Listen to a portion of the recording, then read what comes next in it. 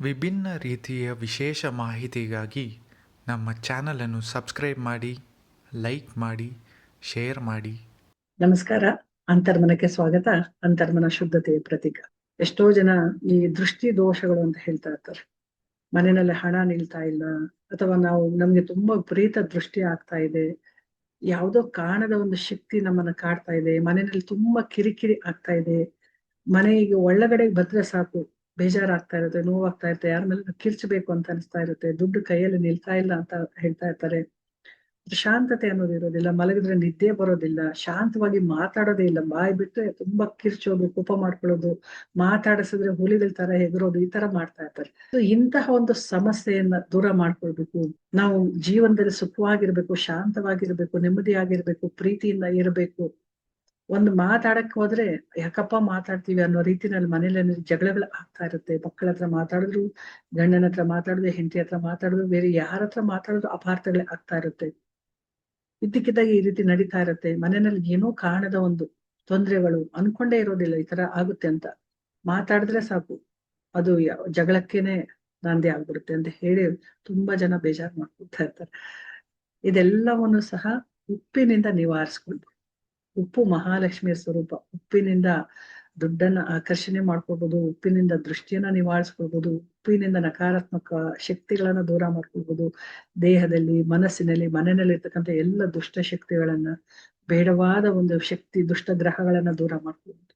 ಈ ದೃಷ್ಟಿ ಅನ್ನೋದು ತುಂಬಾ ಒಂದು ತೊಂದರೆಯನ್ನ ಮಾಡ್ತಕ್ಕಂಥದ್ದು. ಯಾರೋ ಮನೆಗೆ ಬಂದು ಹೋದಾಗ ದೃಷ್ಟಿ ಆಗ್ಬಿಡುತ್ತೆ, ಚೆನ್ನಾಗಿ ಅಲಂಕಾರ ಮಾಡ್ಕೊಂಡು ಆಚೆ ಹೋಗಿ ಬಂದ್ರೆ ದೃಷ್ಟಿ ಆಗ್ಬಿಡುತ್ತೆ, ಏನೋ ಒಂದು ವಸ್ತು ತಗೊಂಡ್ರೆ ದೃಷ್ಟಿ ಆಗ್ಬಿಡುತ್ತೆ.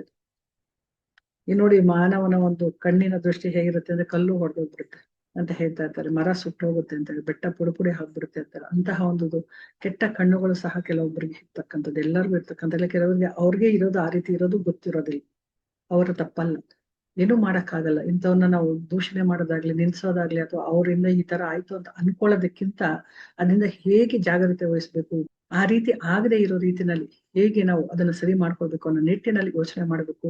ಅದು ಉಪ್ಪಿನಿಂದ ಸಾಧ್ಯ ಆಗುತ್ತೆ.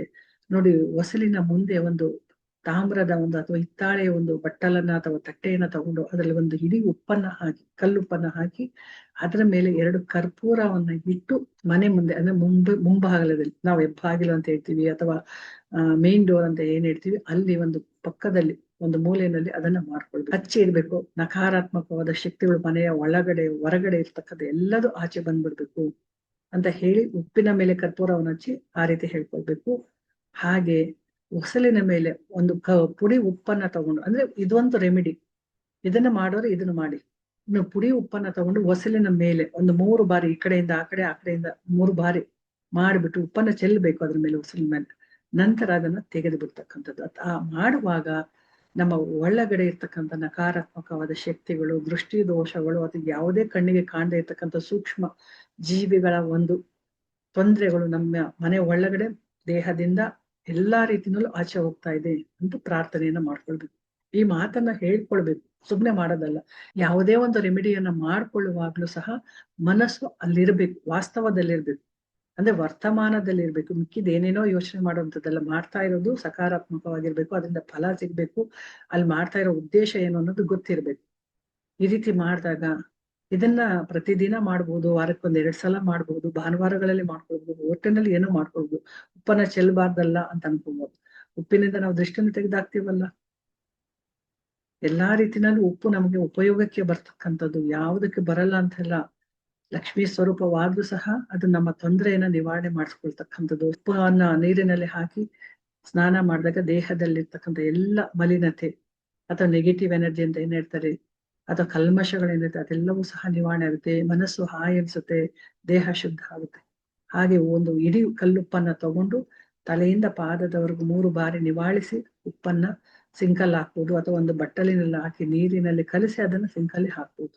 ಹೀಗೆ ಈ ರೀತಿ ಯಾವುದೋ ಒಂದು ನಿಮ್ಮ ಒಂದು ಮನಸ್ಸು, ದೇಹ, ಮನೆ ಯಾವ ರೀತಿ ಒಂದು ಕಲ್ಮಶದಿಂದ ಇದೆ, ಏನು ತೊಂದರೆ ಆಗ್ತಾ ಇದೆ, ಕಿರಿಕಿರಿ ಯಾಕೆ ಆಗ್ತಾ ಇದೆ, ಬೈಗುಳ ಯಾಕೆ ಬರ್ತಾ ಇದೆ, ಕೆಟ್ಟ ಪದಗಳು ಯಾಕೆ ಬರ್ತಾ ಇದೆ, ಯಾವುದಾದ್ರೂ ಒಂದು ಅಂಶ, ಕೆಟ್ಟ ಅಂಶ ಒಳಗಡೆ ಹೋದಾಗ್ಲೇ ಒಳಗಡೆ ಇರ್ತಕ್ಕಂತಹ ಒಂದು ನಕಾರಾತ್ಮಕತೆ ಆಚೆ ಬರ್ತಕ್ಕಂಥದ್ದು.